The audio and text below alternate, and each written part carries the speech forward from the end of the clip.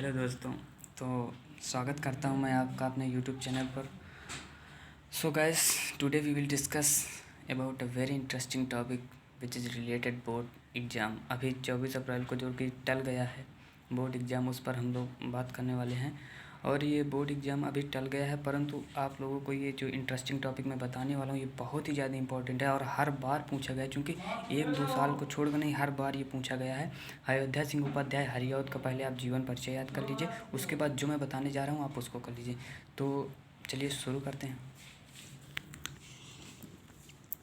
देखिए दोस्तों, मैंने आप लोगों के लिए इतनी मेहनत की है, आप यहाँ पे देख सकते हैं। अयोध्या सिंह उपाध्याय हरिऔध, जो कि इनकी एक बहुत ही सुप्रसिद्ध उपन्यास है प्रिय प्रवास, उसी का एक सर्ग है। उसमें 17 सर्ग हैं, उसी का एक सर्ग है पवन दूतिका। पवन दूतिका से ये लिया गया है एक पद, जो कि ये 4 लाइन मैंने लिखी है। ये 8 लाइन आता है बोर्ड एग्जाम में और 8 नंबर का आता है। 4 लाइन अभी आप समझिए, फिर दोबारा मैं 4 लाइन समझाऊंगा, क्योंकि इनके नाम का अर्थ जान लेते हैं। अयोध्या सिंह उपाध्याय हरिऔध, इनके नाम को शॉर्ट फॉर्म में हम लोग हरिऔध कहते हैं। हरिऔध का मतलब क्या होता है? हरि का मतलब होता है सिंह, औध का मतलब अयोध्या, श्री रामचंद्र जी की नगरी अयोध्या, अर्थात अयोध्या सिंह, तो शॉर्ट फॉर्म में हरिऔध कहते हैं। चलिए पवन दूतिका का ये सर्ग यानी खंड देख लेते हैं। इसमें राधा जी और कृष्ण जी के विरह के बारे में बताया गया है। तो चलिए शुरू करते हैं। बैठी खिन्ना एक दिवस वे, गेह में थी अकेली, आके आंसू दृग युगल में थे धरा को भिगोते, आई धीरे इस सदन में पुष्प सुगंध को ले, प्रातः वाली सु उपवन इसी काल वातायनों से। तो इसमें दोस्तों आप लोगों को जिस हिसाब से, जिस ढंग से मैं बताऊंगा सिर्फ उसी तरह लिखना है। सबसे पहले आप इसमें लिखेंगे कि प्रस्तुत पद्यांश अयोध्या सिंह उपाध्याय हरिऔध द्वारा रचित है, जिसमें अयोध्या सिंह उपाध्याय हरिऔध, इसे शॉर्ट फॉर्म में आप हरिऔध कहेंगे। हरिऔध जी कहते हैं कि राधा जी, यहाँ पे वे शब्द जो है राधा जी के लिए आया है। राधा जी एक दिवस अर्थात एक दिन, बैठी खिन्ना, यहाँ खिन्ना का अर्थ है अकेली, बैठी मतलब बैठी थी, अकेली बैठी थी। एक दिन राधा जी अकेली बैठी थी, गेह में थी अकेली।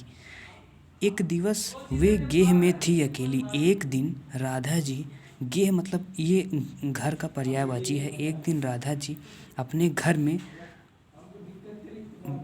खिन्ना मतलब दुखी मन से, खिन्ना बैठी, अर्थात एक दिन राधा जी अपने घर में अकेली दुखी मन से बैठी थी। आके आंसू दृग युगल में थे धरा को भिगोते। आके मतलब उनके, आके आंसू दृग युगल में, दृग मतलब होता है आँख, नेत्र, नयन, चक्षु, ये सब पर्यायवाची है आँख के। युगल मतलब दोनों, जोड़े, अर्थात दोनों आँखों में, उनके दोनों आँखों में आंसू आ करके थे धरा को भिगोते, अर्थात उनके दोनों आँखों में आंसू, धरा यहाँ पे ये पृथ्वी का पर्यायवाची है, तो उनके दोनों आँखों के आंसू पृथ्वी को भिगो रहे थे। अर्थात उनके, ऐसा ये जो वर्णन किया गया है कि उनकी आँखों से आंसू इस प्रकार से गिर रहे थे कि पृथ्वी अर्थात ज़मीन में बह रहे थे। आई धीरे इस सदन में पुष्प सुगंध को ले, और उसमें फिर आगे हरिऔध जी कहते हैं कि फिर आपको यहाँ 2 लाइन पढ़ना है, उसके बाद तीसरी लाइन नहीं पढ़ना है, चौथी लाइन पढ़ना है, क्योंकि इसी तरह से का अर्थ निकलता है। प्रातः वाली सु उपवन इसी काल वातायन। सबसे पहले दोस्तों आप लोगों को एक एक शब्द का अर्थ जानना जरूरी है। प्रातः वाली सु उपवन, सु उपवन अर्थात सुगंध से भरी है वायु, इसी काल उसी समय, वातायनों से अर्थात खिड़कियों से, उसी समय खिड़कियों से, सुगंध से भरी हुई वायु, प्रातः काल वाली सुगंध से भरी हुई वायु उसी समय खिड़कियों से आई धीरे इस सदन में पुष्प सुगंध को ले।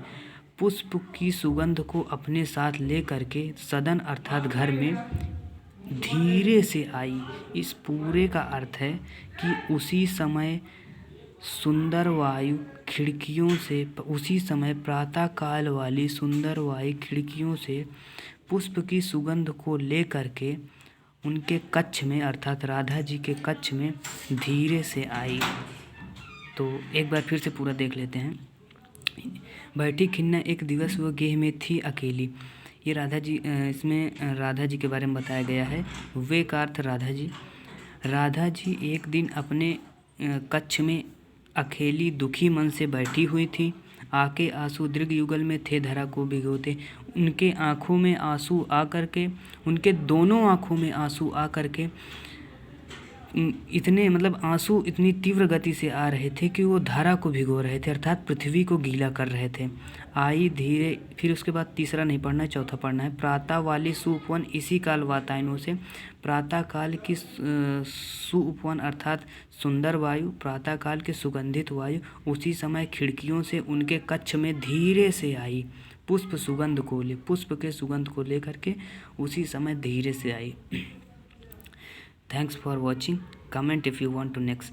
So friends, again, if you have any problem to understand this, then comment me. And thanks for watching till end. Subscribe my channel, like, share, comment. Thank you so much.